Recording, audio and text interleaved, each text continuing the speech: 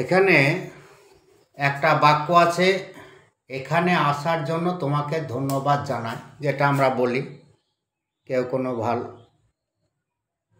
প্রকাশের জন্য এটা বলি। এবার দেখো, আসার শব্দকে আমরা ভেঙে নিয়েছি। কীভাবে ভেঙে নিয়েছি? আস যোগ আর, তাহলে আস মানে আসা, এটা মূল ধাতু অবশ্য, কাম, আর আর এর হচ্ছে আইএনজি, তাহলে কি হলো? কাম যোগ আইএনজি, কামিং। এটা কিন্তু আর বসবে না, তাহলে কি হলো? কাম যোগ আইএনজি, কামিং হলো। আবার ইউ শব্দের মানে তোমাকে, হেয়ার শব্দের মানে এখানে, ফর শব্দের মানে জন্য, থ্যাংক শব্দের মানে হচ্ছে ধন্যবাদ জানাই। এবার তোমাকে যদি বলা হয়, তোমরা শেষ থেকে ওই শব্দগুলো দেখে ইংরেজি অর্থ এখানে বসায়, তোমরা তাও পেরে যাবে। অর্থাৎ এই যে বাংলা শব্দগুলো আছে তার ইংরেজি অর্থ এখানে তোমাকে কিন্তু বসাতে হবে। তাহলে 1 নম্বরে কি আছে? ধন্যবাদ জানাই। তাহলে ধন্যবাদ জানাই ইংরেজি কি? থ্যাংক। থ্যাংক লিখলাম। তারপরে কি আছে? তোমাকে। তোমাকে ইংরেজি কি? ইউ। এখানে ইউকে তোমাকে হিসাবে গ্রহণ করেছি, যেহেতু বাক্যটা আমাকে করতে হবে। তাহলে এখানে তোমাকে ইংরেজি লিখলাম ইউ। তারপরে জন্য ইংরেজি কি?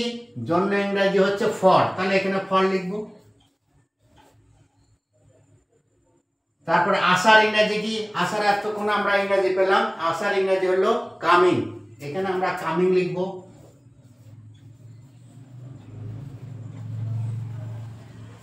আর এখানে ইংরেজি কি? এখানে ইংরেজি হচ্ছে হেয়ার, এখানে ইংরেজি হচ্ছে হেয়ার। অর্থাৎ কোনো সরল জিনিস সহজ সরলভাবে আসছে, আমি তাকে সহজ সরলভাবেই বুঝে নেব। দেখো, পরপর আমরা যে শব্দও যদি বসিয়ে দিই এমনি, তাও কিন্তু সেই শব্দের মানে যখন আমরা সিরিয়ালে বসিয়ে দিলাম, আমার একটা ইংরেজি থেকে বাংলা বাক্য, এই বাংলা বাক্য থেকে আমার ইংরেজি বাক্য হয়ে গেল। আবার এই ইংরেজি বাক্য থেকে যখন আমরা বাংলা বাক্যের দিকে যাব, শেষ থেকে বসাতে বসাতে চলে যাব। অর্থাৎ কি লিখব? এই ইংরেজি শব্দের উপর বাংলা অর্থ লিখব। এখানে আসার জন্য তোমাকে ধন্যবাদ জানাই।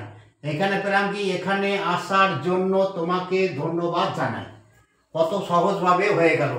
আসার শব্দটা যখনই আসার জন্য, করার জন্য যখনই বলবে, তখন এই আসার অর্থে ইংরেজি হবে কামিং। যাওয়ার জন্য, যাওয়ার অর্থে ইংরেজি হবে গোয়িং।